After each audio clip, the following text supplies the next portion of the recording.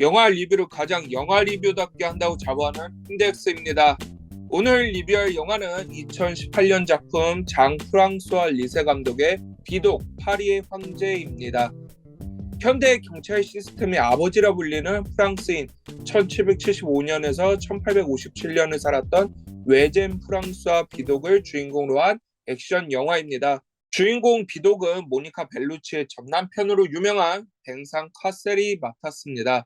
그 외에 우리에게 친숙한 배우는 막판 보스 벵거 역의 오거스트 딜 배우가 나옵니다. 피앙새로 나오는 아넨 역의 프레아 메이버 배우의 미모가 정말 빛납니다. 혼자 단독신으로 잡힐 땐 장르가 바뀌는 느낌입니다.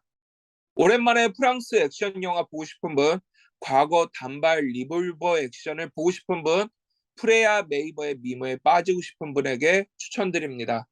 비독 영화는 국내에 두 편 있는데요. 2001년작 비독은 판타지를 가미한 캐릭터 영화로 만들었습니다. 약간 닌텐도의 레이튼 교수풍 정도라고 생각하면 될 듯 하고요.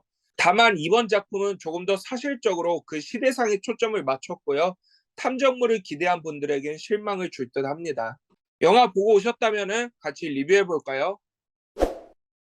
비독은 누구인가부터 시작하면 좋을 듯 한데요. 실존 인물이다 보니까 이 영화에서는 잘 표현은 안 됩니다. 하지만 이제 최초의 사립 탐정, 프랑스 경찰의 아버지로 불리면서 현대 경찰 시스템의 시작들을 만들었어요. 해가지고 비독으로 인해서 잠입수사, 탄도와 범죄학이 도입되었고요.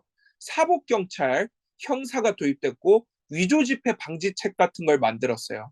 그리고 범죄자 데이터를 체계적으로 관리하기 시작했는데 이런 범죄자 정보에는 필체까지 포함시켰다고 합니다. 엄청나죠? 근데 더 이 인물이 매력적인 게 뭐냐면요. 이 인물은 원래 범죄자였다는 거예요. 비독은 대부분 탐정 캐릭터의 모티브가 되는 인물이고요. 범죄자였다가 형사가 된 인물로 유명한 레미제라블의 자베르와 장발장의 모티브가 되었습니다.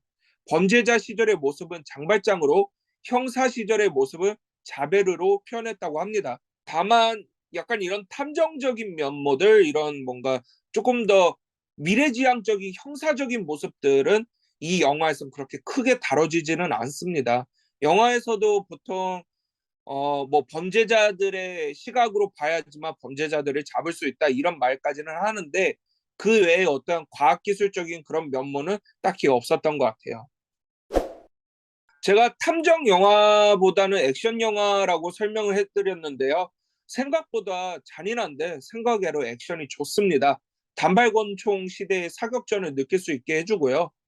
특히 인상 깊었던 것은 여주인공 아넷을 처음 만났을 때 비독이 당신은 이쁘니까 스카프를 하라고 스카프를 선물해요.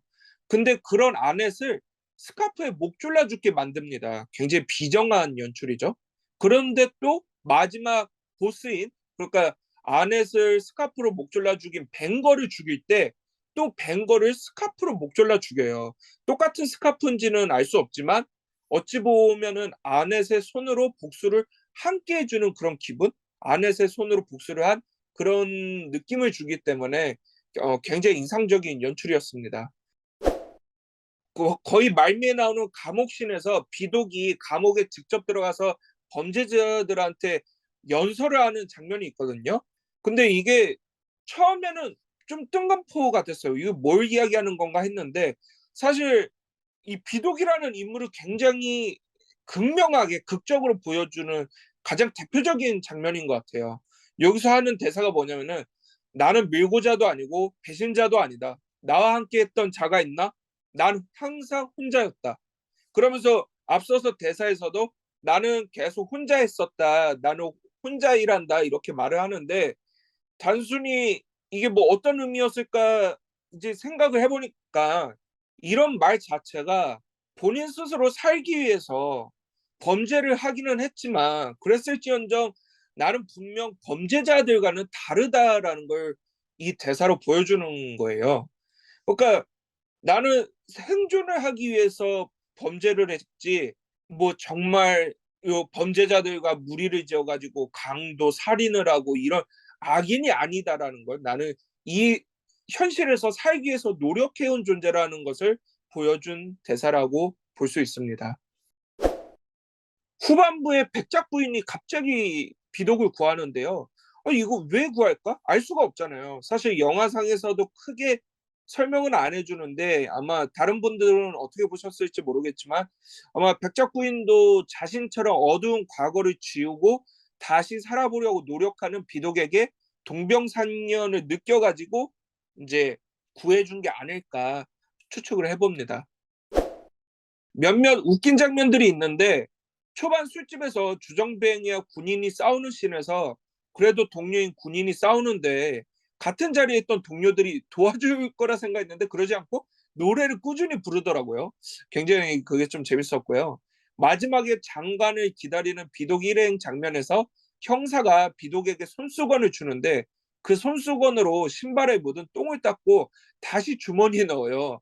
이게 좀 웃겼는데 그 당시 문화였을까요? 약간 뭐 그 당시 프랑스 궁전에는 화장실이 없다고 하니까 똥도 많았을 거고 그런 걸 손수건으로 닦아서 그냥 주머니에 넣고 이런 게 실제 문화였을까 하는 그런 궁금증이 있었습니다. 탐정으로 알려져 있어서 탐정물을 기대했는데 그 시절 느와르 형사 영화 정도로 보면 될 것 같고요. 마지막 장면은 나폴레옹 군대 사열 장면, 프랑스 국기까지 보여주면서 뭘 이야기하고자 한 걸까 이해가 안 됐어요. 우리나라는 비독 8일 황제라고 수입이 됐지만 원제는 그냥 8일 황제거든요. 여기서 조금 힌트를 주는 것 같아요. 이 영화를 보시면 아시겠지만 비독이라는 인물 한 명에 집중하지는 않고요. 몰락귀족도 나오고 백작부인 그리고 이제 좀 비중 없이 죽은 도둑도 나오는데 이런 걸 보면은 비독이라는 주인공 하나보다는 격변의 시대에서 자유를 얻고자 하는 다양한 계층의 사람들, 약간 자유의 의미에 초점을 잡은 게 아닐까 싶어요. 해가지고 프랑스 혁명 시절의 이야기도 굉장히 많이 나오고요. 그런 점에서 약간 뜬금포 대사들을 많이 치는 몰락귀족이나 백작부인의 비중이 높았던 것도 같은 맥락이 아니었나 싶습니다. 이런 시대상을 좀 고려해서 봐야 되는 작품 같고요. 그래서 그런지 국내와 해외 평가가 많이 갈립니다. 국내는 평가가 꽤 낮은데 해외는 호평이 꽤 많더라고요. 이제 평점 리뷰들 찾아보니까요. 그런 건 아무래도 우리가 이해 못하는 어떤 역사적 배경 때문이 아닐까 싶고요. 우리나라에서는 특유의 어떤 그 일본의 과장된 액션들 좋아하는 분들 계시잖아요.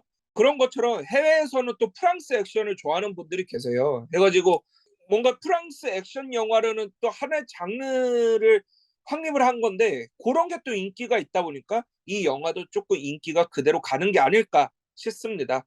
어, 조금 엉성한 점이 있어서 별 3개까지는 아니고 한 2.9개를 주고 싶었는데요.